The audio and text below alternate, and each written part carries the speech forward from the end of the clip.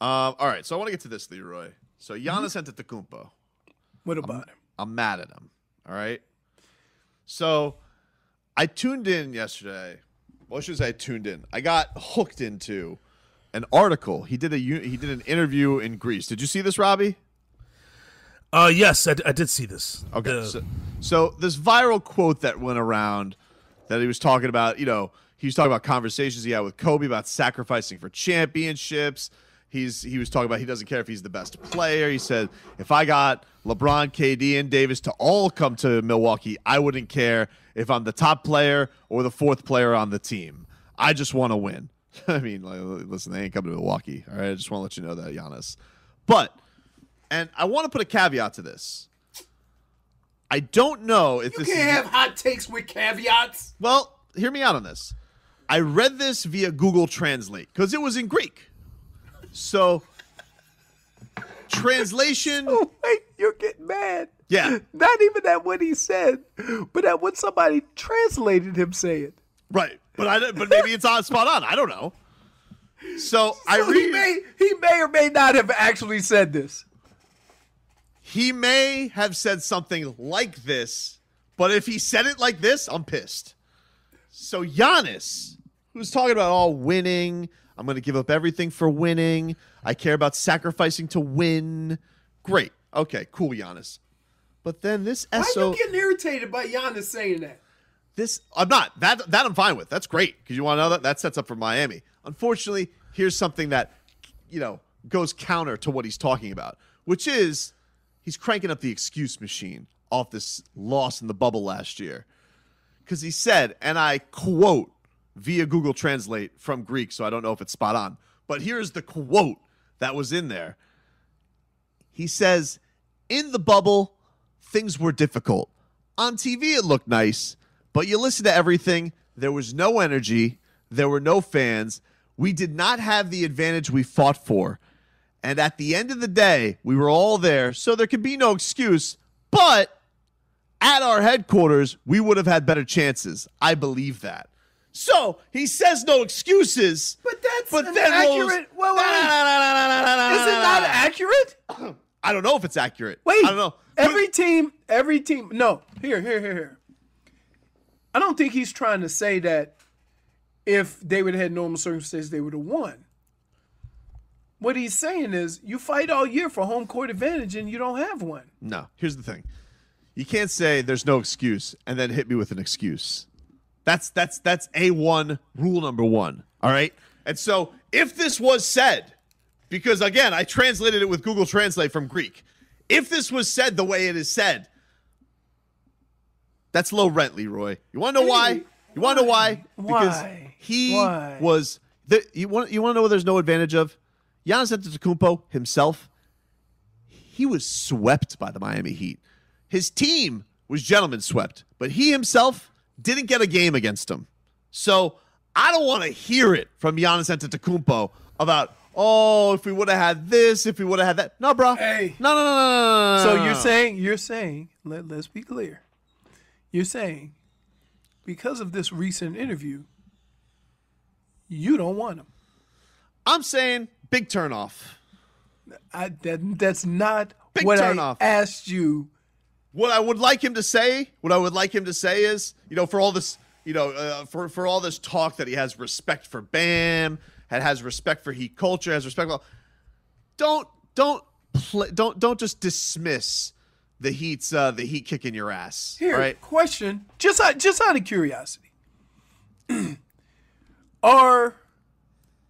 Can you not understand that the two teams that fought all year to have the 1 seed and have everything come through their town, then to lose that? It is what it is, but don't you understand how they lost their advantage? Didn't affect the Lakers, did it? No, but he seems silly. Again. I'm not saying it's an excuse or whatever, but when you fight all year to have home field advantage, and then you get to that moment and you don't have it, could you understand how a team could have a problem with that? Listen, you're telling me you need Bobo from Wisconsin out there. You need him in the third row. He's telling you that's what you fight for all year. Yeah. He needs that. He needs that to be Jimmy Butler. Because let me tell you something. Old Cheesehead, he ain't helping you, bro. Christian Yelich sitting courtside, that ain't helping you, bro. You're not beating the Heat.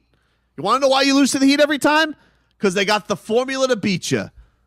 Kick your ass every time they face you. And you want to make it a bubble thing. Okay, well, what happened in the regular seasons then? All right, what happened then? Kicking your ass. Beat your ass without Jimmy Butler this year. I just didn't like it, Leroy. It was a big turnoff to me from Giannis. If he did say this, because, of course, I have to put this under the caveat of I translated this from Greek. Sounds like you kind of acting like you know we ain't going to get Giannis. I don't know if we're going to get Giannis. No, but you won't. But here, you won't put it out there that I don't want him. But you want to know something? I'll tell you this. If he says, I want to go to the Heat, are you taking him? We'd have to have a talk. No. Me and That's Riley would a have to have yes a talk. or no. We'd have to have a talk. Because yes or no? he'd have to explain to Riley his comments about dismissing the Heat's victory. He didn't dismiss the Heat's victory. He dismissed it. He was merely speaking from his side of it. He didn't say, oh, we would have won if we did. He didn't pull a Tobin. He didn't say that's not a true win. He didn't say any of that. He kind of did say it's not a true win. No, he didn't. He didn't kind of say anything. He kind of did. All he said is that it sucked that you fight so hard for home court advantage, and then because of the circumstance, you don't get it. He also said that things were difficult and there was no energy and no fans. And didn't seem a lot of teams fell for that. Yeah, well, you know what? I mean, they said the same thing about the Clippers. Yeah. And you want to know something? Losers. Playoff P. Yeah. What did they do? They blew up the team. Right. Besides, you think Kawhi energy? Kawhi Leonard's feasting off the fans' energy? That's what he's known for, Leroy? Yeah. Come on, bro. I was very disappointed to read that. So to be clear, you don't want Giannis anymore. We gotta have a talk. No, why do you throw yourself out there? Say you don't want him then. I don't want this version of him. Oh my goodness, you are the worst. I don't want this version of him. I don't want a bellyache. You know where you want to hang out? You want to hang out in purgatory. No. You don't want to praise. You don't want to blast. You want to hang right there in the middle. So you can go anyway. Oh, no. I'm blasting. This is weak sauce. So you don't want him.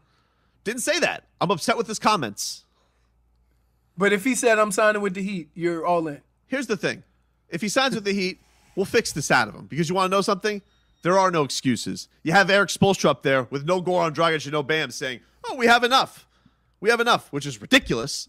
But he's saying that. But then Pat Riley said he had to put an asterisk on it. That's not what he said. That was taken out of context in the 3-minute conversation where he gave the Lakers a lot of praise, and he just happened to say that line. Now, I happen to know that line was going to get taken out of context as soon as he said it. If that came from anyone other – so the Pat Riley comments were taken out of context, but not Giannis's, who was speaking in another language. I just read you a paragraph of what he said, and it was nothing but excuses. In fact, the only thing that would be taken out of context in that quote is if you were to say, there's no excuses. That would be something I took out of context from that quote because the rest of it was nothing but excuses. Isn't that what Pat Riley did? No.